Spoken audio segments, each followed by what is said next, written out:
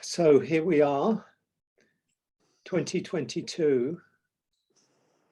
I was thinking of it as the year of Tutu. Archbishop Tutu died, last week or a few days ago, and I was thinking of 22 as Tutu. Anyway, I thought it was cute. So Happy New Year, everyone. I hope you've had a good holiday season, and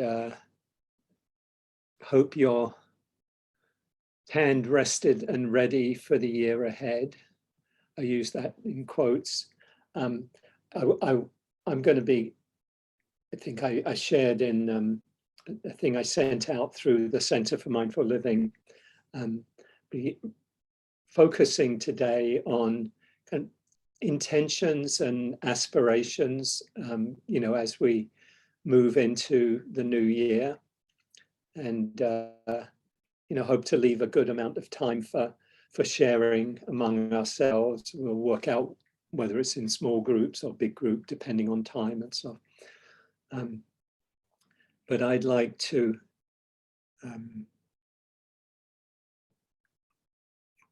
I think that we'll just hold in our hearts the people in Colorado, or in the Boulder area, who've lost, many of them lost everything, over 1,000 homes burned to the ground in that fire, and just holding them and holding everyone right now who's experiencing suffering or pain. And our practice isn't, as we know, isn't just for ourselves, but really for the benefit of all beings. So I'd like to just hold them and all who are experiencing suffering and of different forms right now, hold them all in our hearts today as we practice together. And so I said the theme is kind of intentions, aspirations as we move into the new year.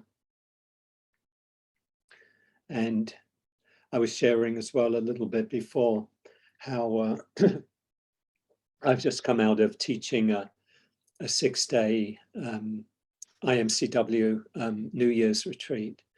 So it was a really lovely way to end the year and begin the new year. We just finished yesterday morning, and it was really helpful for me because I come into the new year with a different kind of energy and a different kind of attitude than I would have, I think, if I'd have just been doing my kind of regular, end of year stuff, if I hadn't been, teaching. But also, I think the same for people who are on the retreat. Gabriella was one, I think, maybe others, might be others here, I haven't noticed yet, but who were on the retreat. There were about 60 practitioners and 3 of us teaching. And one of the things I found was, as I looked at the year ahead, I kind of I was like hitting a wall. I wasn't feeling a lot of optimism. I wasn't feeling a lot of hope. And so what was really helpful for me was I had a talk, the final talk of the retreat to give. And I had I kind of had a framework for it, but I very much was reflecting on, these times we're in, the challenging times we're in, and how our practice can support us, because I kind of felt myself hitting a wall of like not feeling a lot of hope, not feeling a lot of optimism. And that was, of course, was my everyday mind, the everyday mind, the mind that's kind of worried. And Kirsten also was with us over the New Year's retreat. And it kind of was able to drop into the deeper reality that's underneath the everyday mind, the mind that can get caught up in worry and fear and anger and distraction and all of that, and was able very much to remember that, you know, even though the surface of the ocean, you know, surface of the sea was quite turbulent, you know, with all that's going on around us, that we, you know, we have the depth of the ocean, you know, and think of the ocean of the Dharma. And so the talk I gave was about three gifts of the Dharma in these times.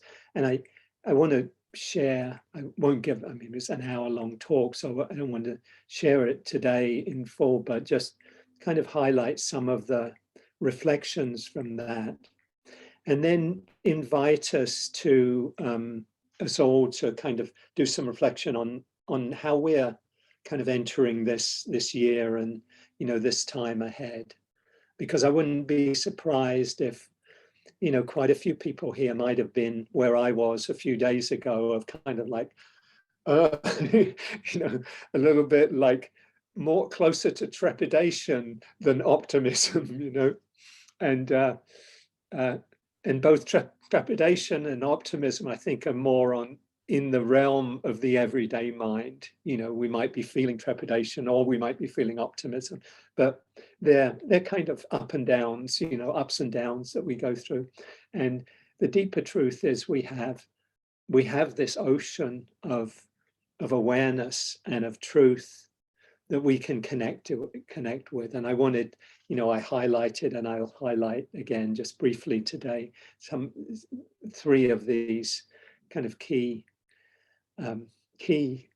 gifts, if you like, that are available to us really all the time and can really transform our way of looking at, you know, a way of looking at our life and our experience and the times ahead, you know, can, you know, neither optimism or pessimism or trepidation, but just knowing that there's a deeper ground from which we can meet whatever life brings. And it is a difficult time. It is, I think we'd all agree, it's a challenging time in our lives. So that's kind of a little bit of a kind of little vignette, a summary of kind of where we can start from. And just in terms of the format today, I think I'd like to begin with you know, a short meditation, a little bit shorter, maybe 10 or 12 minutes, just to help us arrive and settle. And then I'll share some reflections. Emily, when she's ready, can lead us in some guided movement, mindful movement. And then we'll maybe I have a little bit more of a reflection, and then an invitation to just connect with each other, connect together with, you know, just where we are, where each of us is at this time. So again, if you've just joined us, we've got a nice group today.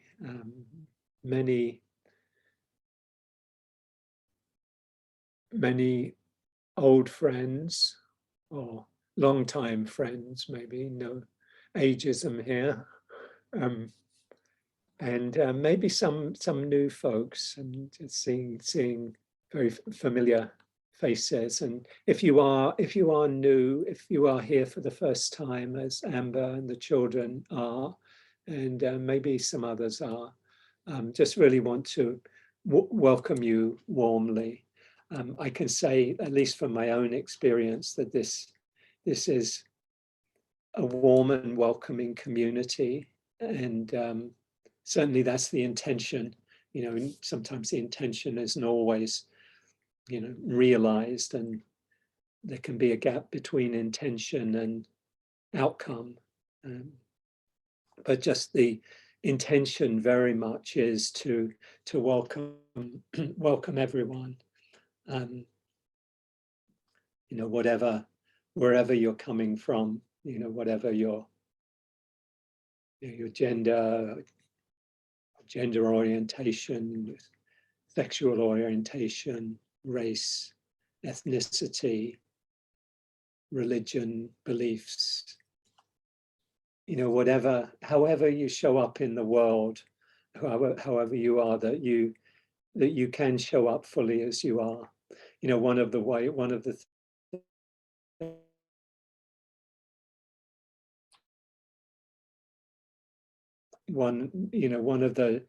ways we create a lot of separation is around views and opinions, and it's particularly, I think, particularly challenging and painful in these times. How, and that's, I'll talk more about this in a little bit, but how divided we are, and the differences around vaccinations and masks, how strong those divisions are, and how the political divisions. And so I do want to really welcome us for whatever our beliefs are, whether they're religious or political, that this practice really is about making space for everything and welcoming everyone, really genuinely welcoming everyone. Even those we feel most alien to or from, that we hold them in our hearts as well, that even those who are doing harm, that we recognize that they're suffering, and that we make space for them in our hearts too. So really the intention of welcoming everyone. So welcome everyone, and just take a moment to settle and arrive. If you're comfortable, you can close your eyes, let your attention come inward. Letting your attention drop down into the body. Feel the contact of your body with your chair or your cushion, whatever you're touching, your feet touching the floor.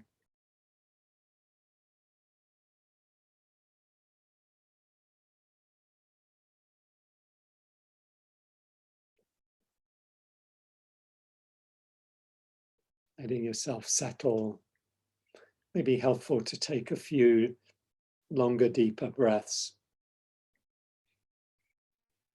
to help relax the body and the mind. Nice deep in breath, and a long, slow out breath, letting go, releasing anything you might be holding on the out breath.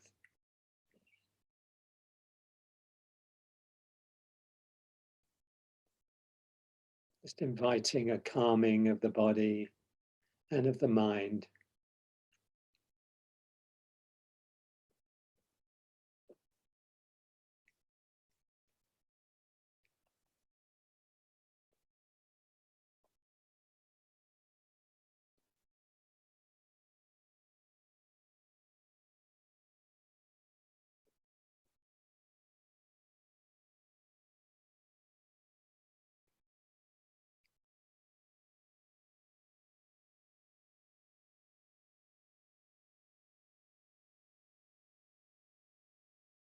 Letting the breath settle into its natural rhythm whenever you're ready. Letting yourself open to whatever is present for you right now.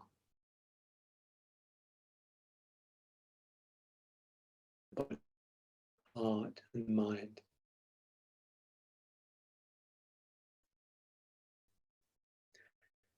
If you can, invite an attitude of welcoming, of friendliness to whatever's showing up right now, whatever is present, the bodily feelings, the emotions, the mind states, however the mind is right now, calm, peaceful, more turbulent, more agitated, however it is. Can you hold this with kindness and with acceptance?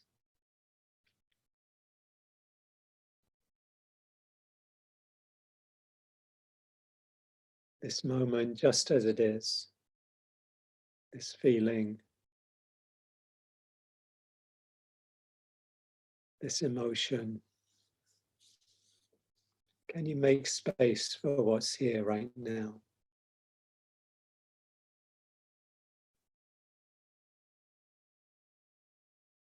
Letting the breath help you settle, if that's useful.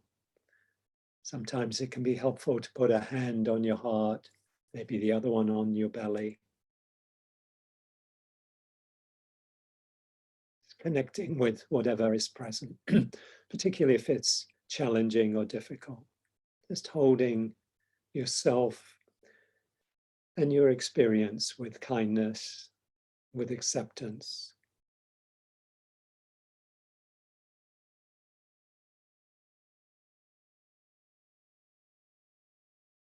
And the metaphor from Rumi of welcoming the guests. Welcoming the guests, even if they're a crowd of sorrows. Treat each guest honorably. He may be clearing you out for some new delight.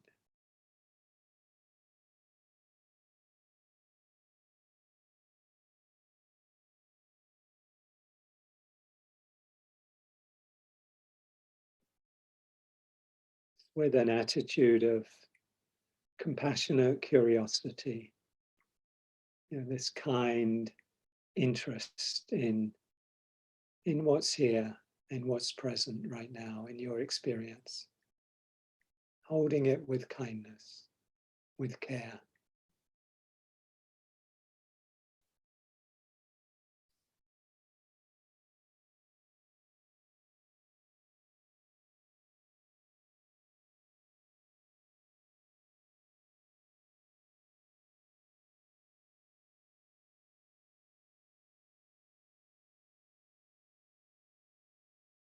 And if it's helpful as a way to just ground the attention here in the present, maybe helpful just to let your attention rest in your breath, on your breathing, breathing in and out,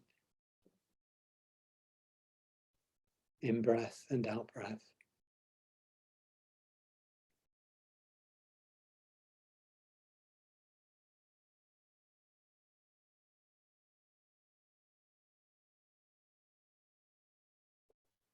Breathing in, know that you're breathing in. Breathing out, know that you're breathing out.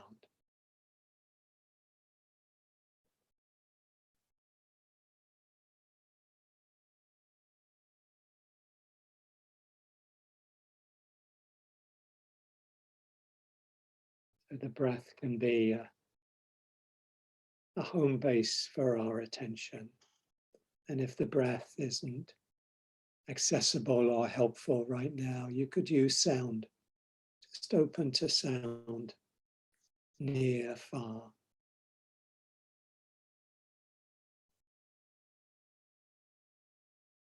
Spaces between sound.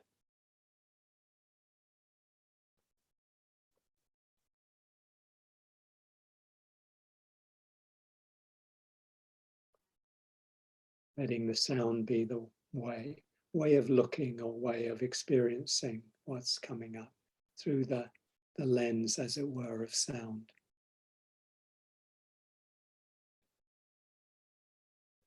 Or using bodily sensations as your anchor or your home base, whatever's most helpful.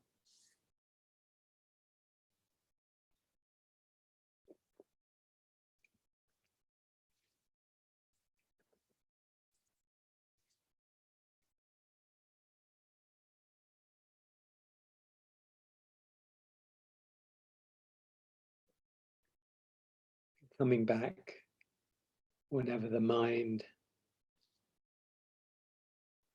moves off into thoughts, stories, plans, memories, daydreams.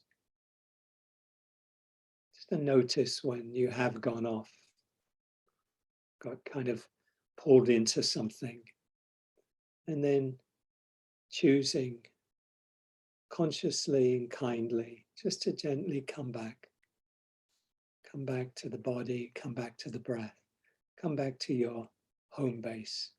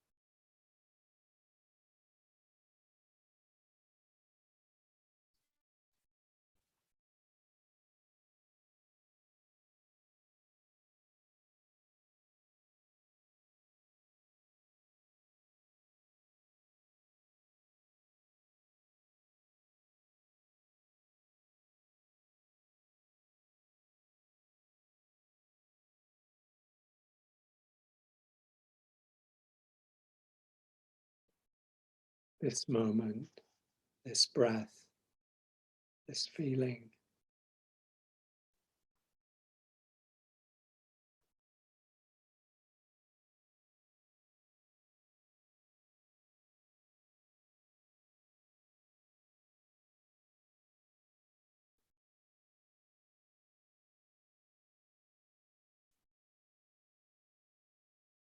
Always able to come back, can always come back, no matter how much we've been caught up in something or how long we've been forgetting and disconnected. And just all it takes is just a moment of remembering, here, this moment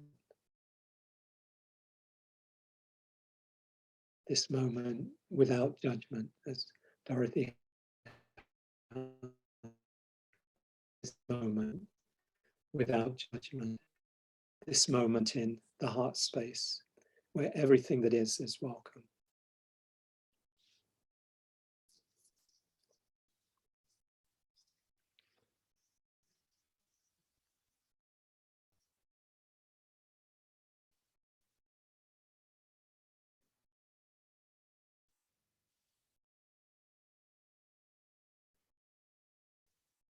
This poem by Thich Nhat Hanh, maybe well known to you, feels like a poem for these times. True names. Do not say that I'll depart tomorrow. Even today I am still arriving. Look deeply. Every second I am arriving to be a bud on a spring branch, to be a tiny bird with still fragile wings, learning to sing in my new nest, to be a caterpillar in the heart of a flower, to be a jewel hiding itself in a stone. I still arrive in order to laugh and to cry, to fear and to hope. The rhythm of my heart is the birth and death of all that are alive. I am a mayfly, metamorphosing on the surface of the river, and I am the bird which, when spring comes, arrives in time to eat the mayfly. I am a frog swimming happily in the clear water of a pond, and I am the grass snake that silently feeds itself on the frog. I am the child in Uganda, all skin and bones, my legs as thin as bamboo sticks, and I am the arms merchant, selling deadly weapons to Uganda. I am the 12-year-old girl refugee on a small boat who throws herself into the ocean after being raped by a sea pirate. And I am the pirate, my heart not yet capable of seeing and loving. I am a member of the Politburo with plenty of power in my hands, and I am the man who has to pay his debt of blood to my people dying slowly in a forced labor camp. My joy is like spring, so warm it makes flowers bloom all over the earth. My pain is like a river of tears, so full it fills up the four oceans. Please call me by my true names, so I can hear all my cries and laughter at once, so I can see that my joy and pain are one. Please call me by my true names, so I can wake up. And so the door of my heart can be left open, the door of compassion.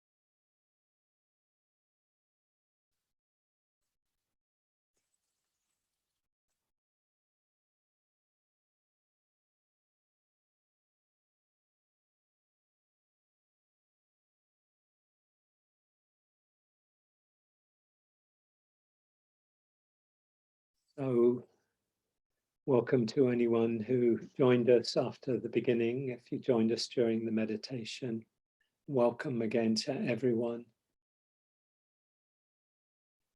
So we're this is the first class of 2022, beginning of a new year. It's a time when, traditionally and naturally we think about the time ahead. It's a turning, a turning of the year. A new year begins, and at the deepest level it's completely artificial. It doesn't have any fundamental meaning, but it has a lot of imputed meaning. We all agree that this is kind of things turn over again. We had that big one 21 years ago of 2000 where we had turned a whole millennium in a second, and a lot of people, I think, probably thought very seriously about their lives then. I certainly did, and made some big changes, but that's another story. But just kind of, I think it's really helpful to take times, that they may be on the calendar or they may be something happening, but to kind of really look at what matters and what's important to us, and what we might leave behind, what we might nurture and develop and cultivate. And so this can be a very good time to do that. And I taught the New Year's retreat for quite a long, probably 10 years or so, with Tara and Jonathan and Pat Coffey and other teachers over the years, and taught this New Year's retreat. Just finished yesterday for IMCW, and as I mentioned, that I was really very, very grateful to have had the opportunity not just to teach the retreat, which I'm very grateful for, and wonderful people who were part of it, about 60 people, but also grateful for having the opportunity to take the time to reflect. And I think it's the same for the participants and for those helping teach the retreat. And for me, it really helped me kind of get my thoughts and reflections and aspirations for the year together, and to approach the new year in a way that would have been quite different, I think, if I'd have just had a regular end of the year. And I had the opportunity, as I mentioned, of doing the talk on the last evening of the retreat on New Year's Eve.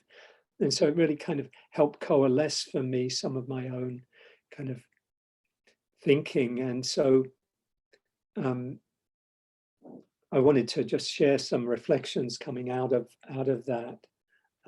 As I mentioned before, as I was preparing the talk and just generally thinking about the year ahead, I kind of noticed kind of a lot of agitation in my body, a lot of kind of tightness and tension, and it wasn't feeling, oh, this is all going to be wonderful and everything's going to be great. I wasn't in that kind of space. It was like almost buckling on the armor, for okay, another year, because we've been through 2 years that have been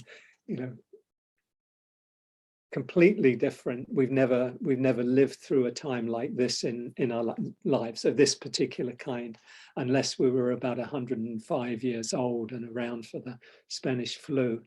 And looking around, I don't think any of us were around for that. But so I mean, it's been really challenging and really difficult, and for different people in different ways.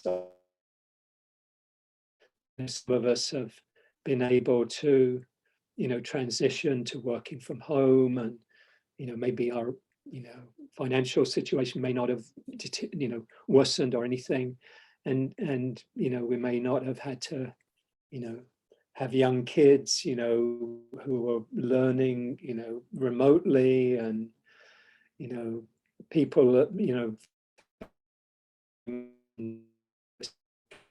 everyone has gone through the same experience. I kind of always want to acknowledge that. But for all of us, it's been a challenging time and a trying time. But when I think about it, I think, it's been very, very sad in many, for the people we've lost, over 800,000 people. And I can't remember exactly the number of millions worldwide. And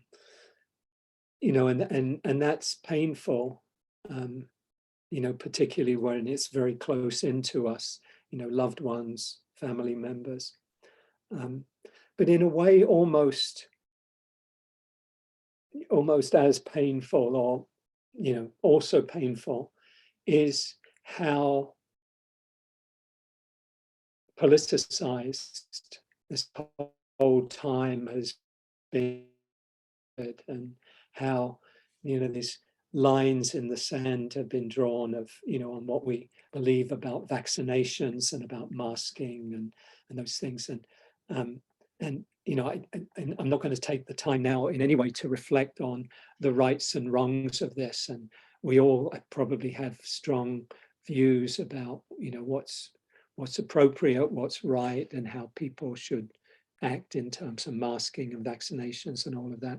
But I'm kind of thinking of it from a deeper level that, I often come back to kind of the idea of, if we saw somebody lying on the pavement, in pain, maybe had a heart attack or been hit by a vehicle or something, the last thing we do is to ask, who did you vote for? Or, do you have your vaccination card? That's not the place we go to. We want to help the person. Naturally compassion arises. And yet in these times, we're so divided. And I'm not in any way trying to say that everything is on the same level, but rather that there's great suffering in our clinging to our views, whatever our views are, of holding on tightly to them. Because if we don't cling, we don't suffer. We may still be very sad that, for example, that people are dying because they're not getting vaccinated, but it wouldn't be this kind of suffering that we talk about as this, the essence of the kind of the pain that the Buddha's teachings really keeps coming back to. So just reflecting on how painful these times, I find it heartbreaking, really, how divided we are.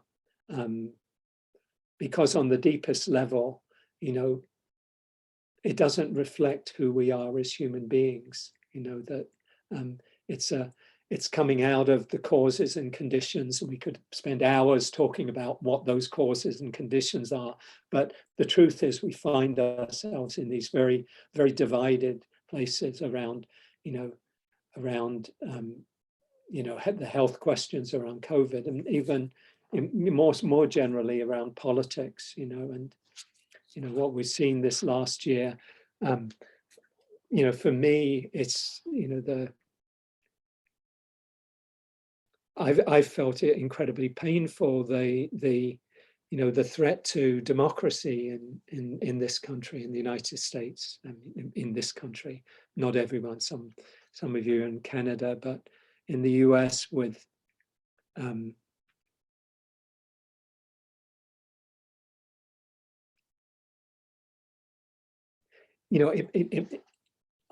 an absolute level, there's something. Everything's going to begin and end, everything's going to come to an end. But to me, it actually matters that American democracy persists.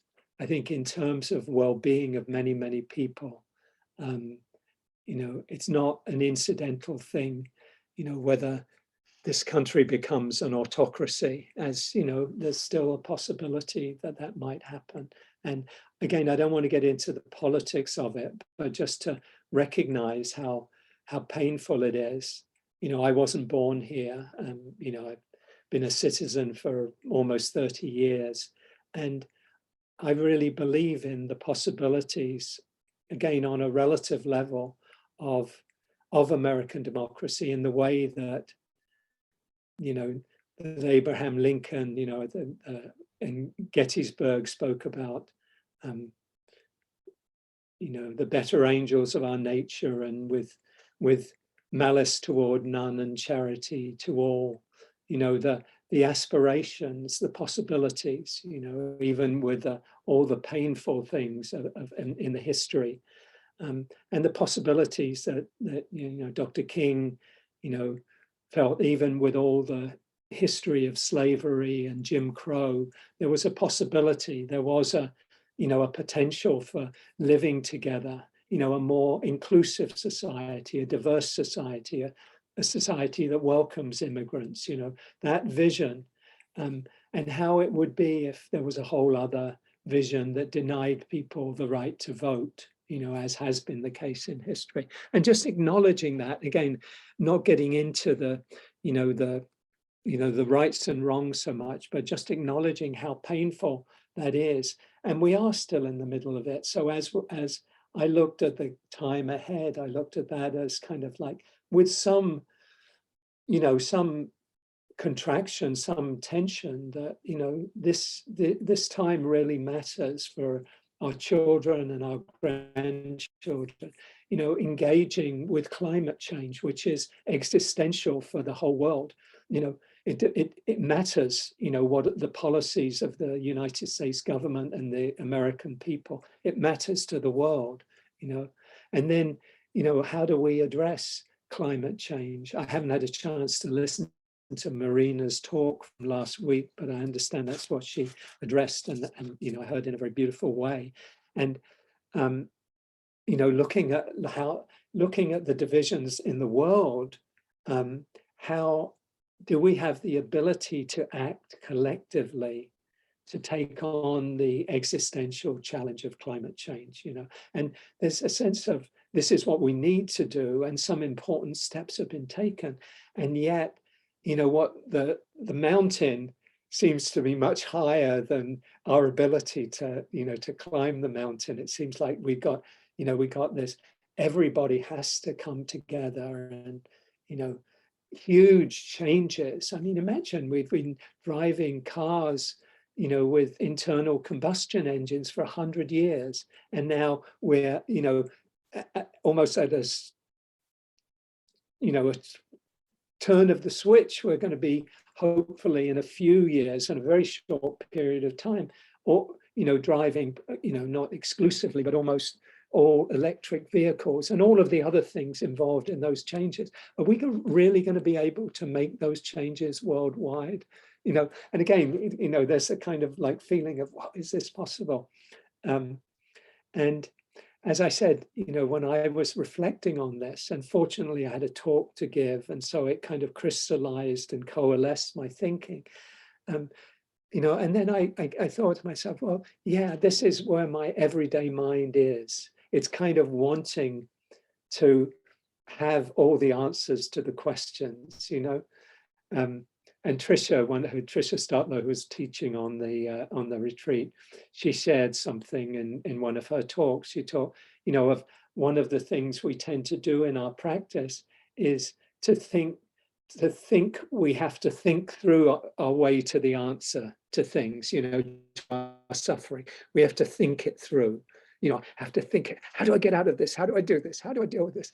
And this practice really isn't about thinking it through, but I saw myself kind of wanting to think through, the answers to the end of this kind of suffering, and then, what came back to me was this kind of image, and, Tara Brach uses the image a lot, and other teachers use it. It's a very beautiful one, and it's of the waves and the ocean.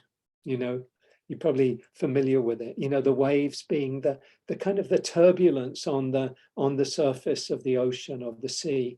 Like the turbulence I'm talking about, the turbulence of the divisions, the turbulence of the the challenges we're facing, the difficult time we're living in. That it feels turbulent. It feels, the waves are really shaken up, and it's not easy to kind of sit in the midst of that and say, okay, this is all impermanent, it's all changing. Can I engage with this from a place of equanimity, a place of kindness, a place of wisdom? And I remember back that one of the things that was a very big support to me over this last year, which I found more challenging from a political place, although they're very intertwined with each other. I was more, I felt that we'd get through the pandemic, but we'd still have all of these divisions, and so that was where I was kind of engaged. And one of the things I experienced was that during, at times when I would get most kind of pulled into, what's going on, January 6th and, all of the, the political struggles, around the elections, particularly 2020 elections, I found myself kind of getting pulled into it. And then there's something in me remembered, and I remembered, I'm not holding this on my own. It was as though I had to hold it all on my own. And then the truth I remembered was, oh, we're all holding this together. We're all in the middle of this. It's all of us who are holding this, experiencing this, having to kind of work through this time. And it was really a way of coming back to Sangha, to coming back to community. The suffering, in suffering, there is that illusion of aloneness. There is that illusion of separation. We're caught up, we're in that tight place. We're in that kind of tunnel vision place. We can only see, like the person with a hammer, everything looks like a nail. We keep kind of focusing on the thing, that the problem, the survival mode, and we forget everything else. We forget our connection with others very easily. And then when we come back to that, and that's kind of one of the things, the themes that I came to, was how we can come back, come back to our hearts, come back to our hearts particularly. And so again, that image of the turbulent waves and being in the middle of the kind of the turbulence, and then remembering that underneath that, the turbulence is, thousands and thousands of meters of ocean, miles going down miles, in the ocean, it's like, as high as Mount Everest deep, and this is, the quiet, peaceful ocean, that's underneath all of this turbulence. And the turbulence really is just on that top level, the icing on the cake, as it were, the challenging icing on the cake. And yet, if we can kind of sink down into that ocean, then we have an ocean of support. We have an ocean of support. And that got me into kind of reflecting on some of the key gifts of the Dharma that can support us in these challenging times. And what came to me as the three gifts were the gift of insight, leading to freedom, the gift of love, of opening our hearts, and the gift of intention, of aspiration, and potentially of being a bodhisattva in these times. So these were the three kind of frames that it came to me as. I've talked here on Sundays over the last year, and I also did a course on the Eightfold Path, on the Four Noble Truths particularly, and the Eightfold Path. But this is more the Four Noble Truths, the kind of the Buddha's kind of central global teaching on suffering. And that's really the first gift, that each of these really are available to us at any time. And they're really key to unlocking our suffering. They're the key to kind of getting out of that, fear mode or being caught up in stress and worry. And the first one is just these teachings of the Four Noble Truths. And I've used the metaphor before of these Four Noble Truths as a key.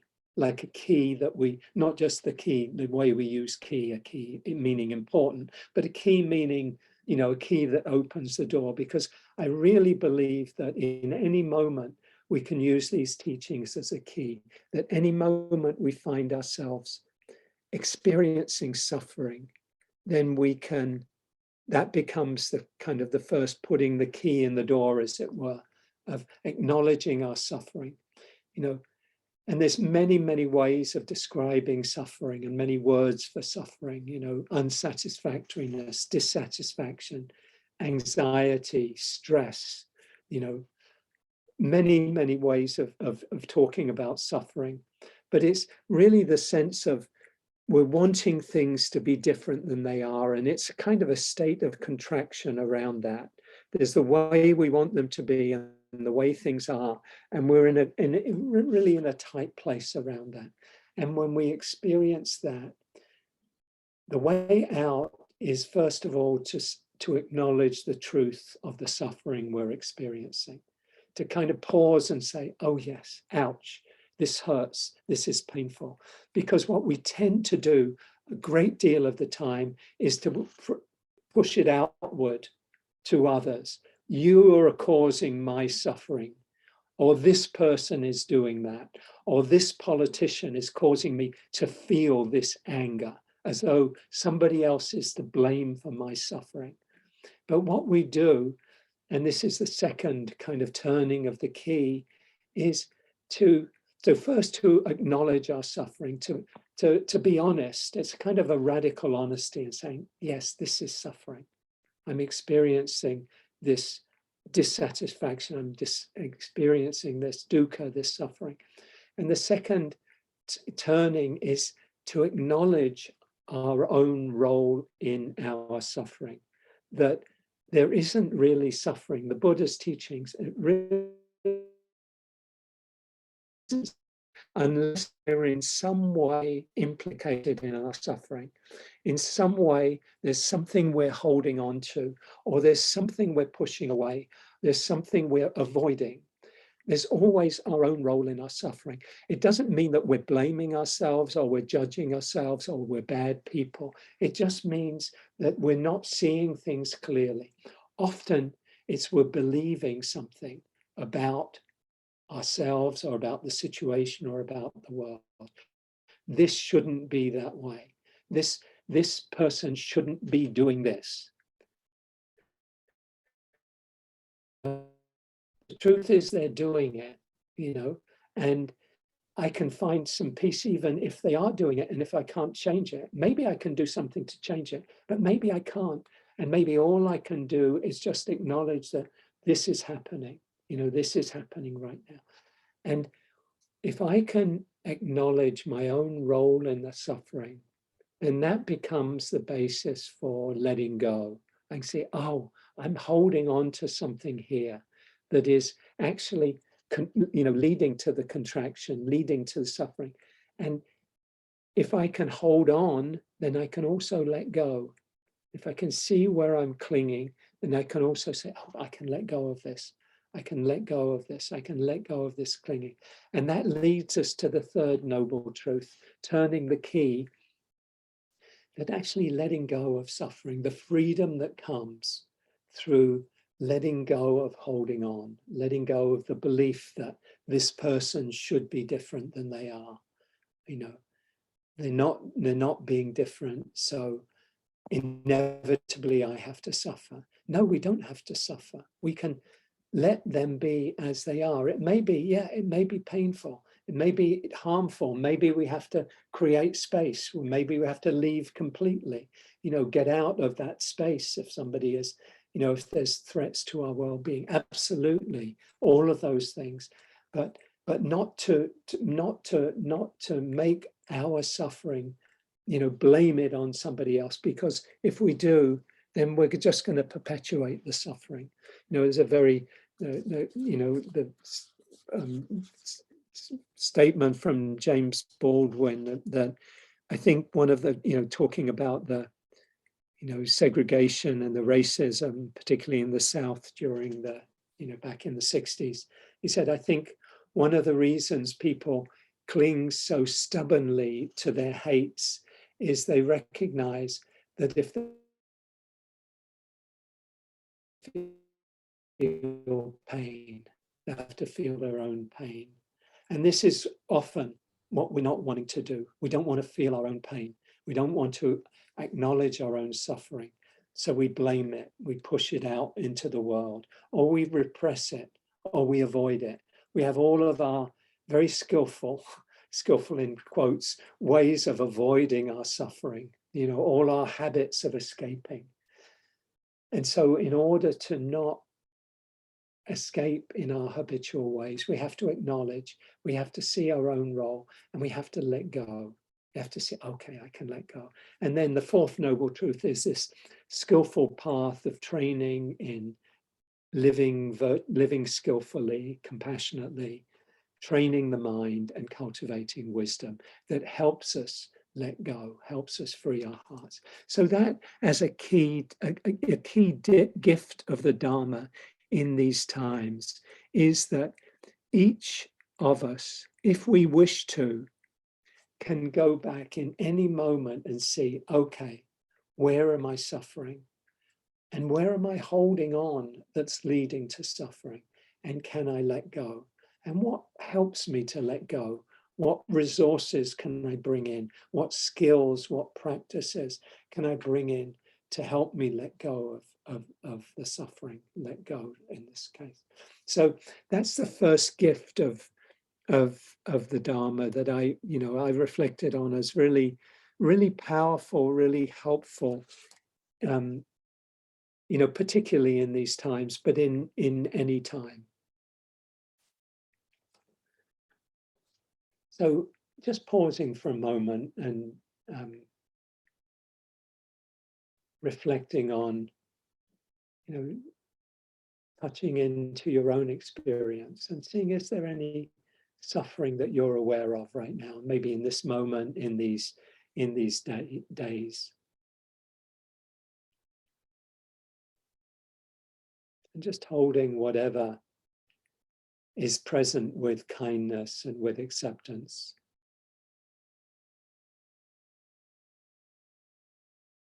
And if there is something that feels like suffering, see if there's something you can observe about the way you might be holding on to anything, holding on to a view or a belief about how things should be, that you might soften, that you might let go of.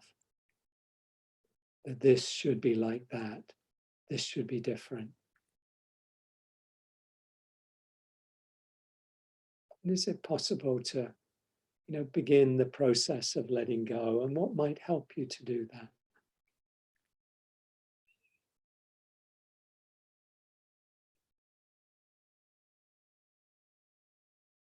And when you're ready, just opening your eyes again. And just, I'm conscious of time today, and I did say that in the note I sent out that we'd go on to 12:30, and obviously, if you have to go, you can go anytime. But just so that we had a little bit more space for both the talk and for the meditation and the sharing afterwards. So I'm just going to take a few more minutes to talk about the other keys. And the second one is to come back to our hearts. So often, come back to the heart.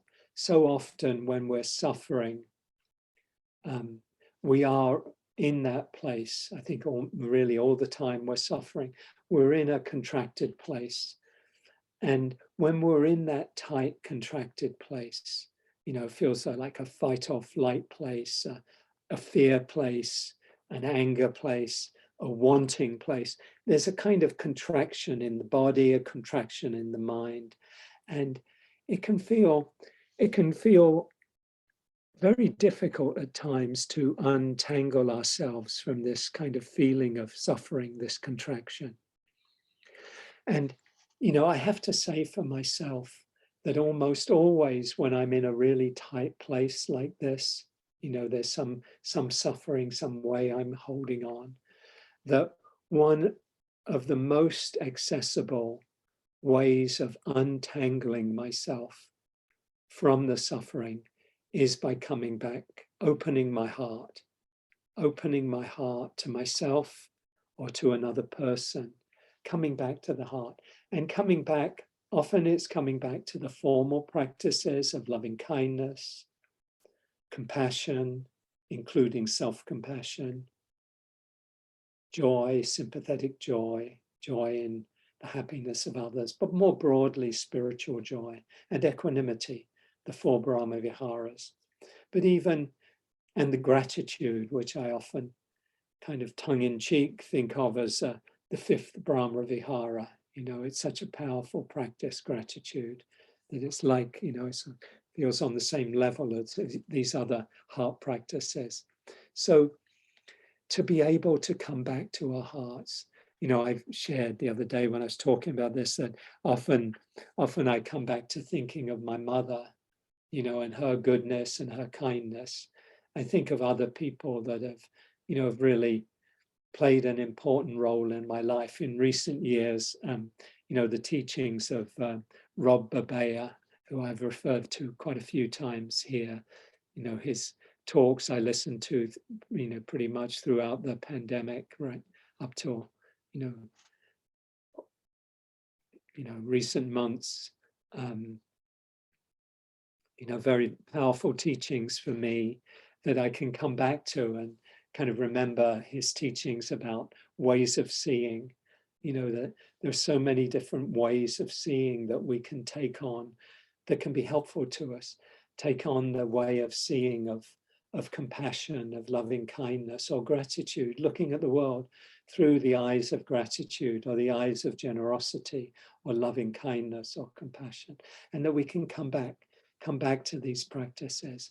I find that for me, they're just about the most powerful ways of getting out of the tangles, untangling the tangles, is through the heart, is through, you know, I don't think my way out of the problems, which is, you know, a barrier to think that we can think our way out. You know, I've got to work out, how do I let go of this suffering?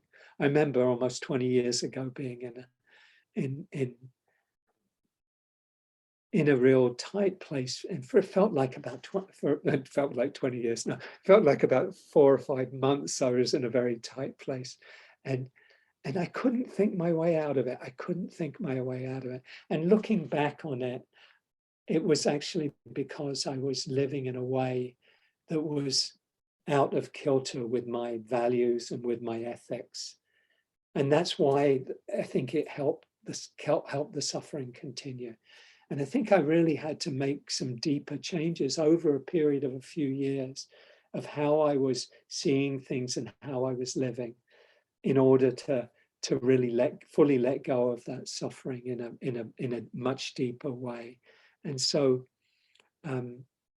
so coming back to the heart. So that's really the second one. I could say a lot more about this, but I'll leave it there for now, because I want to say a few words about the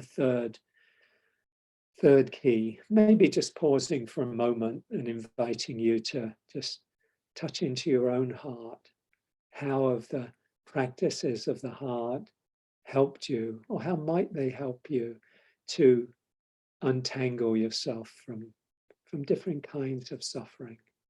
You know, if there's some way you're suffering right now where you feel like you're holding something tightly, would it be helpful just to come back to think of a loved one, think of somebody who inspires you, or to just meet your own experience with self-compassion, or invite in gratitude, you know, for what you have. You know, what are there ways, some doorways in to finding through the heart, to untangling yourself from the tangle of suffering. And then just, you know, sitting with that for a moment. I think my mind is tending to move a little bit more quickly than my heart. So just pausing and holding whatever you're experiencing with kindness and with acceptance, care.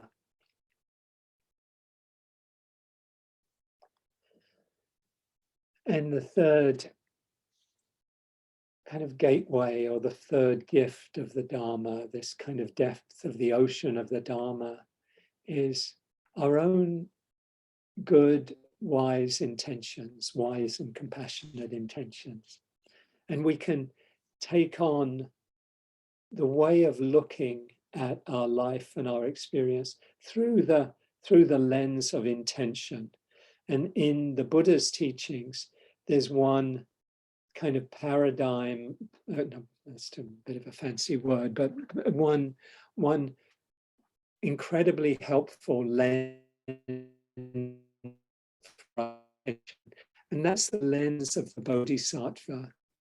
You know, the Bodhisattva meaning a being of awakening, seeing ourselves and our intentions through the intention of kindness and well-being towards ourselves, but also towards all beings. So it's a way of looking at our life through the lens of, you know, of a bodhisattva, seeing ourselves as a bodhisattva, oneself as a bodhisattva. And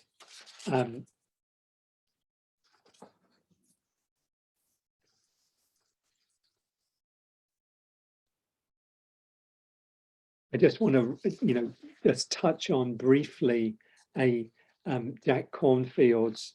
I was thinking this was in his book, The Wise Heart, but it may be somewhere else. I have to find exactly where this is. But it's really been meaningful to me for a long time. He talks about three qualities of a bodhisattva, of a spirit, somebody who really consciously takes on the wish, the intention of liberating all beings. There's the Bodhisattva vow, you know, different ways of framing it, but one is sentient beings are numberless. I vow to save them all. Delusions are inexhaustible. I vow to eradicate them all. The gates of the Dharma are limitless. I vow to enter them all. The Buddha's way is inconceivable. I vow to attain it. So you can think about that as sounding like very heroic, very grandiose, but think about it maybe more as just the intention. Not that we're going to save all beings necessarily, but just that that's our wish, that we want to go into the world with. And Jack speaks about a bodhisattva as having three, you know, essential qualities. Firstly, the bodhisattva, begins by acknowledging and accepting the truth of their situation. I think of Nelson Mandela as a bodhisattva in his prison cell on Robben Island. You know, the bodhisattva faces the truth, turns towards the difficulties, and shines the light of understanding on them. So you think of Nelson Mandela sentenced to life imprisonment. You know, the assumption that he, I'm sure, had very strongly that he would die in prison because of that apartheid system, you know, would seem to be so firmly in power. But he was able to face the truth of his situation, to turn towards the difficulties and shine the light of understanding on them. So basically it's accepting the truth of our experience. This moment is like this. This is where my life is right now. And to, you know, it's like the first noble truth is to say, yes, this is where things are right now. And the second quality is to work to find peace within ourselves by engaging in a training or practices to let go of painful states, hatred, anger, blame, judgment, all of that, and to develop positive ones like love and compassion, peace, equanimity. And I'm thinking, using Nelson Mandela as an archetype, how he was able to train himself. You know, he didn't start off, you know, forgiving and being compassionate towards his enemies, but through his practice, and he meditated every day, which I found out late, recently reading his autobiography and reading biographies of him, that he was able to really find peace within in himself and really change, see the humanity in his guards, so that he could treat, even though they didn't treat him with compassion, he could treat them with respect and with compassion and kindness. So he transformed himself so that he was able to, envision a way out of this, the situation in South Africa that seemed so locked in conflict and leading inexorably towards civil war. But he was able, with others, but playing an important role. And this is the third quality of the Bodhisattva, of envisioning actions and a path of liberation for themselves, for their community, and for the world. And Jack says, envisioning has enormous power. With our vision and imagination, we can help create the future. Envisioning sets our direction, marshals our resources, makes the unmanifest possible. So we think of our own lives. If we looked at our lives through the lens of the Bodhisattva, being the Bodhisattva, what might I do? How might I envision a way forward? And my own role within the way forward. It doesn't mean we have to have the solution to big worldwide global problems or national problems. So that's what Mandela did. He envisioned a way out through negotiations, through some level of forgiveness that actually made possible the transition to a multiracial democratic society and elections in 1994. And they're just using Mandela as an example.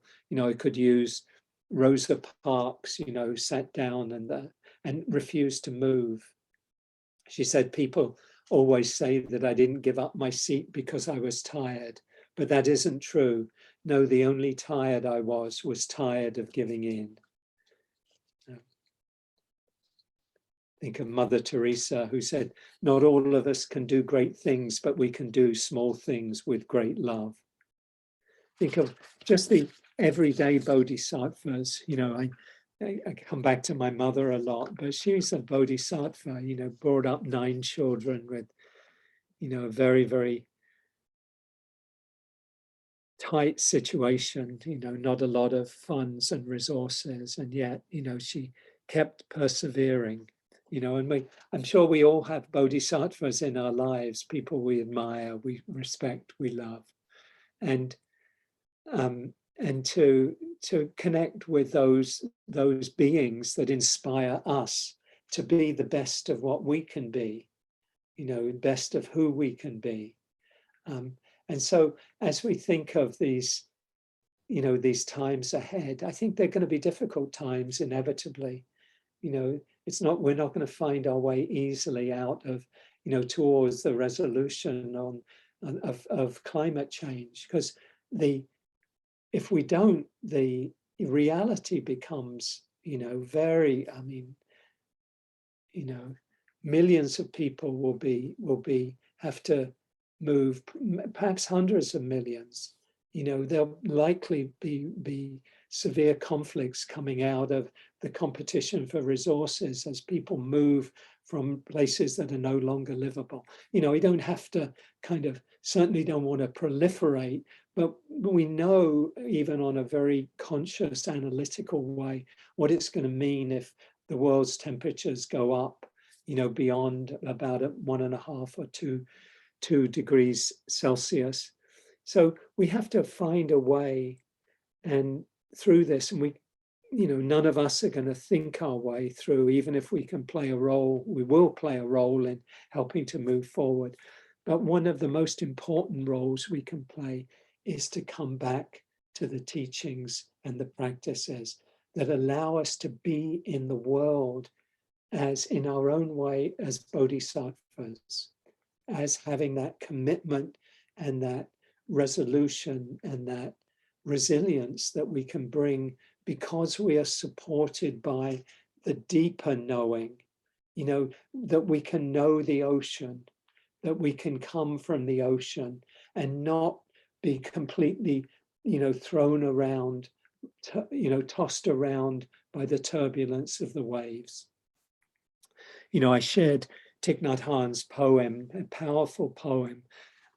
He also shared a reflection that, from the experience of the Vietnamese people who tried to leave, the oppression that came after the war in Vietnam, the re-education camps and all of that, and how they had to survive these storms in these rickety boats, sea pirates, who would, take advantage of the refugees. And he said, if even one person maintained their equanimity on these boats, on the refugee boats, everyone would survive. But if no one was able to maintain equanimity, the boats would, almost inevitably be lost.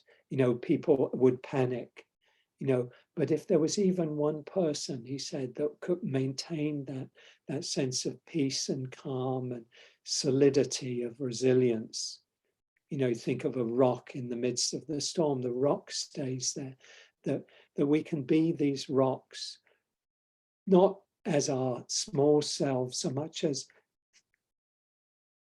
grounded in the Buddha, the Dharma, the Sangha, that we can go into the world not from the fearful mind, even though the fearful, anxious mind will come up and it will come back, that we can come from that place of resilience, through the Dharma. We're really reflecting, the Dharma, the teachings, the wisdom and the compassion of the teachings and the practices as we engage in the world.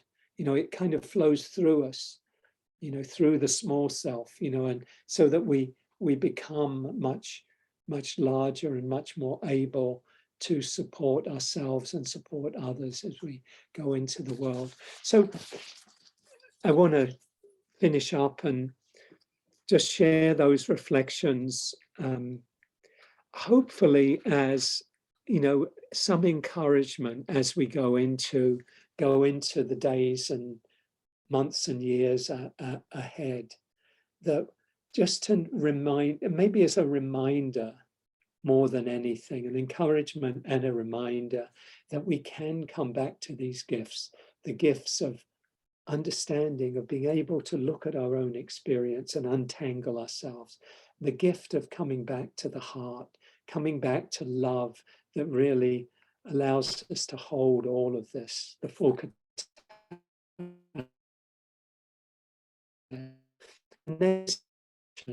of being in the world in a larger way, with the intention of the Bodhisattva, of being a healing, compassionate force in the world, and being able to remember that those, particularly in times of difficulty. So I want to acknowledge that went on slightly longer than I intended, but we still have time for Emily to lead us in some movement. We'll come back and we'll do some sharing together, and we'll have a nice amount of time, I think, for sharing for those who can stay around. So over to you, Emily, and thank you for your kind attention and presence and practice. Thank you. Thank you so much, Hugh. And I just want to invite people to feel grounded with your feet. Rising up is an invitation, and just opening out into the space around you, feeling the air against your hands, your limbs, your face as you turn from side to side. And then open up wide, just embracing all that is above you and lifting up your arms. Grasp your left wrist in your right hand. Extend out towards the right and tilt. Just lengthening out towards the right, opening up that left rib cage. And inhale up, switch wrists, lengthening out to the left and tilting down, opening up the right rib cage, taking a breath in there. And exhaling, softening in this pose, and then lifting up, float your arms down, roll your shoulders together, and roll them the other way. Draw your hands into cactus arms. Just for a moment, standing with wide feet. And exhale, drop. Inhale, rise, taking a look up. Exhale, lower, chin to chest. Inhale, rise. And lower. Last time, rise. Extend your arms out. Take a look over at your left hand. Your right palm is down. And then switch over. Your right palm is up. And switch. Switch. Switch. And switch.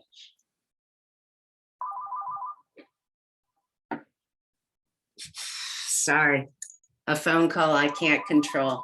It's family. All right, so here, just bringing your arms up overhead, lengthening up. Exhale, float your arms down. Bring your hands behind your back. Exhale, drawing your arms so they lengthen, and you bring your shoulder blades together. Bring your hands back to your waist. Lengthening up, breathing in, and exhale back to the waist. Shake your arms up and rotate them individually. And rotate them the other way.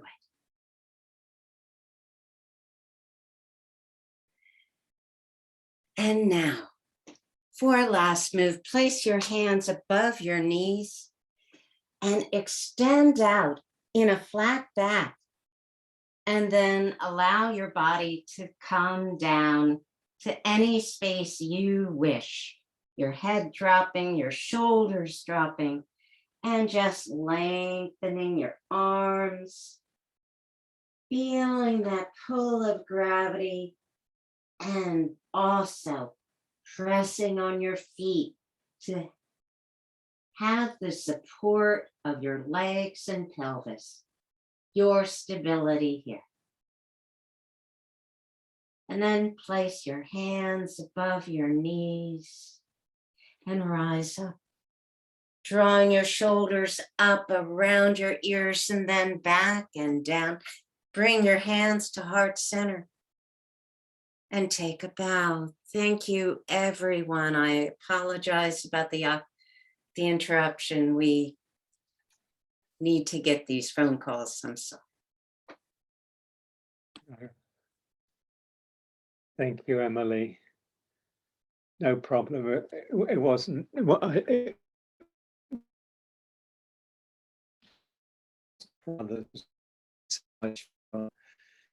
your leading the movement. Lovely to get into our bodies, and I felt a few creaks myself. The stretches. Thank you for that. And let's just take a couple of moments to just check in with ourselves after the initial meditation and the talk and the movement, to see what's alive for you right now.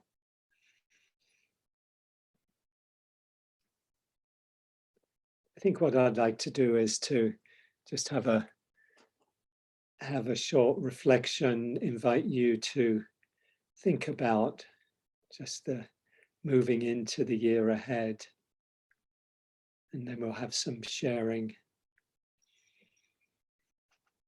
So letting yourself settle, relaxing the body. letting the shoulders relax and be as comfortable as you can be.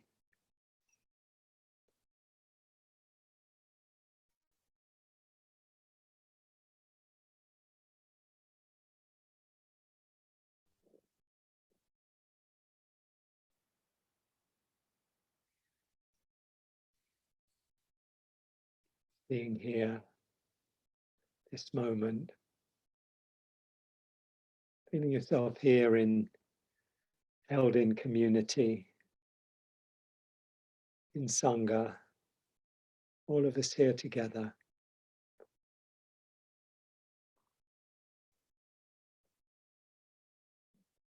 And just taking in,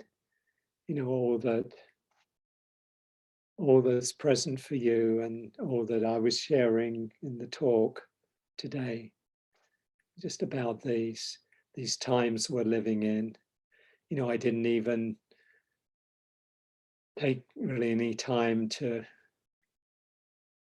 talk about our own,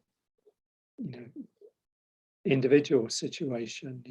Framed it more in terms of our collective sea in which we're swimming in this reality that we're in right now. But we all have our specific realities, very unique and different.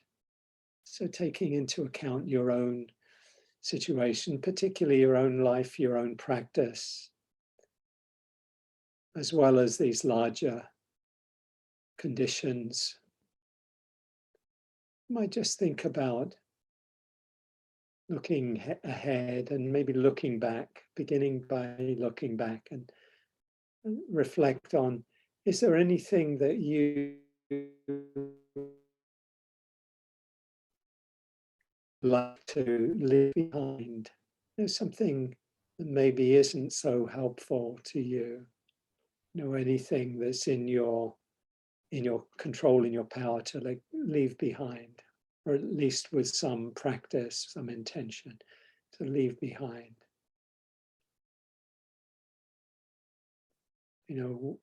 Maybe their behaviors, overindulging in certain ways or underindulging, or maybe electronics or food or drink or any other substances, or maybe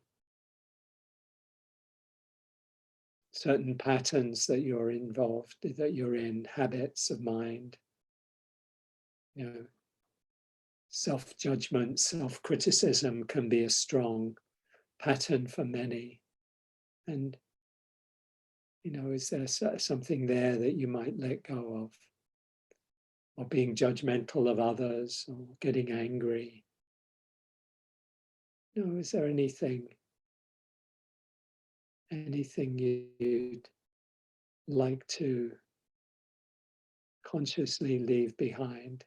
Maybe, in many of these situations, or many of the habits we have, both of behavior and of mind, the things we've had for a long time, may have been helpful to us at one time, may have been functional, may have been what we needed at a particular moment to get us through a situation, but may no longer be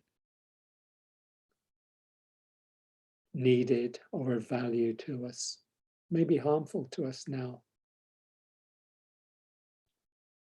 So we can, with a lot of kindness and compassion, consciously leave something behind or things behind. And feel like, they're a skin that we can shed that served its purpose, but that we don't need anymore.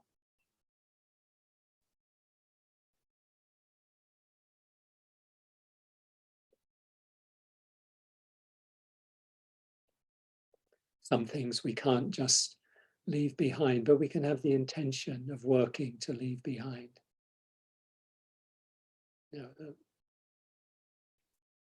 Maybe they'll keep coming back like Mara, but we just have to see them and let them go, when they do come back.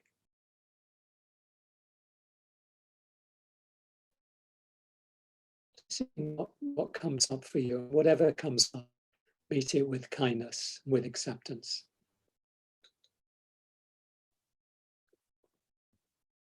Lots of kindness, lots of compassion. And then the second reflection is there a quality or a practice or a habit that would be helpful to you, that you'd like to develop or cultivate, that you feel would serve you, that would be beneficial as you move into this new year? You know, there's so many things. You could be a practice, you know, could be, if you don't have a regular meditation practice, to cultivate one, to develop one. And there's many, many ways that can be helpful to do that. You know, teachers have 30-day challenges and guided meditations. So you know, you could develop a practice, a regular practice that can be really supportive in your life. Or it might be something like cultivating self-compassion and being kind to yourself. Maybe the other side of the coin of self-judgment, being kind rather than judging.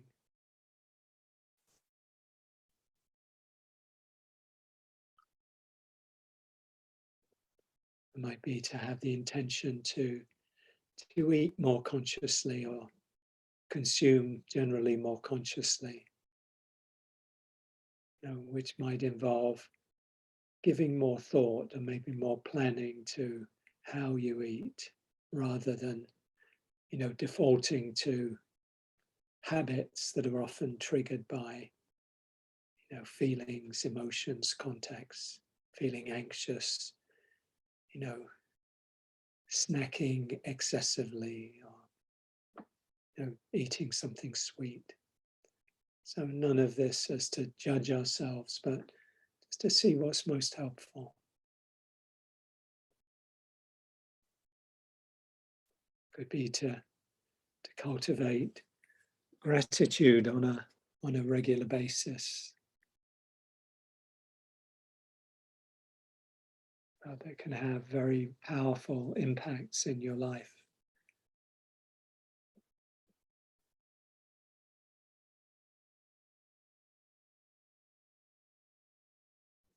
Or it might be to bring more kindness into a particular relationship in your life. You know, maybe with a child or a parent, partner, spouse, friend, colleague. There's somebody maybe where there is some stickiness, where you maybe more kindness and more understanding might be helpful. So many, many different possibilities and ways that we can nurture and cultivate qualities that enhance well-being, support well-being and happiness, while letting go of things that don't help us.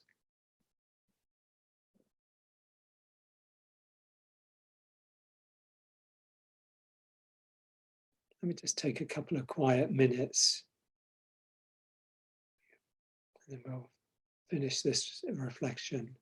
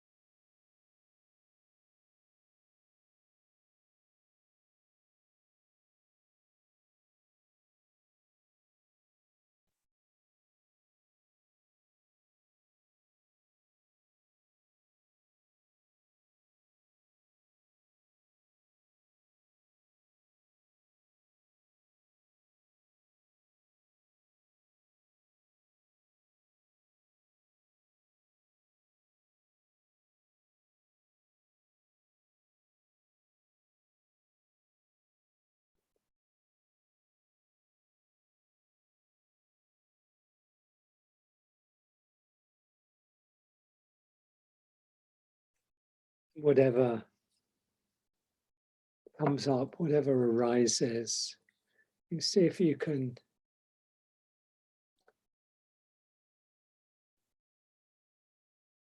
let kindness be the overall kind of container that holds everything.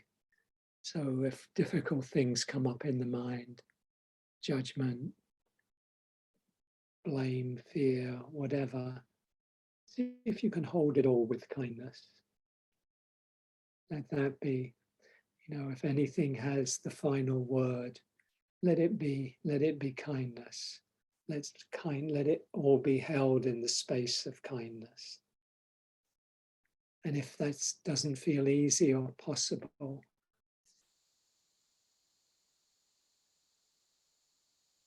let it all be held in the space of kindness.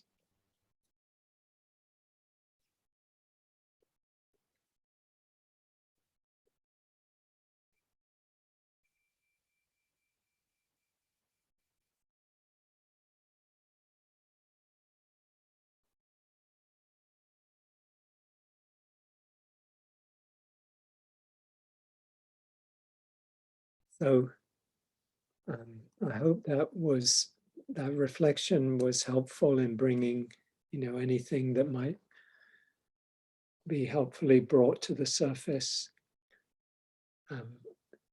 Allowed that. And I think just time-wise, I think what I'd like to do is invite anyone, all of you, if you would like to, just to share anything in the chat that came up for you, anything you feel like sharing, no obligation, but if there's something that came up as an intention, as an aspiration. Yeah, so please, I hope that was helpful. Share with another person. I find just putting things into words can be so helpful in clarifying things for us, our intentions. And so I hope that was helpful. Please feel free to share anything in the chat that, came out of gratitude to your partner or whatever, or, what you might be working with in the time ahead. So, we're coming to the to the end of our time, and just have a quiet moment of appreciation to all of us for being here, for showing up, remembering and recognizing how we support each other in our practice through community, through Sangha. What a gift it is to practice together, to have this opportunity to be together and these ways of being together. So I feel really grateful for this and being here with you in this way. So appreciating yourself for taking this time, showing up, practicing. So when you're ready, you can just open your eyes again and come back. And we'll finish with a few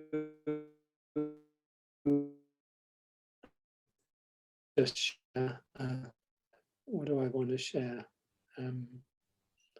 We have a retreat in Ireland in the summer.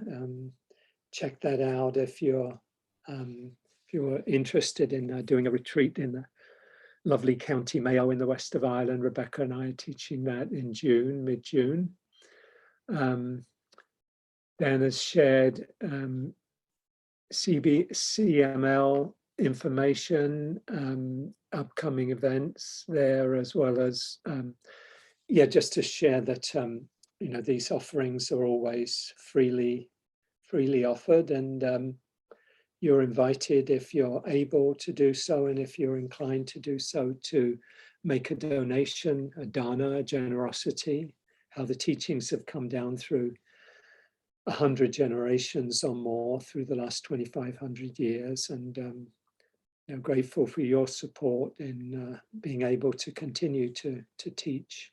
So I look forward to the year ahead with joy and you know, in the fact of having this this community and the wider community, the wider Sangha, the Center for Mindful Living and IMCW,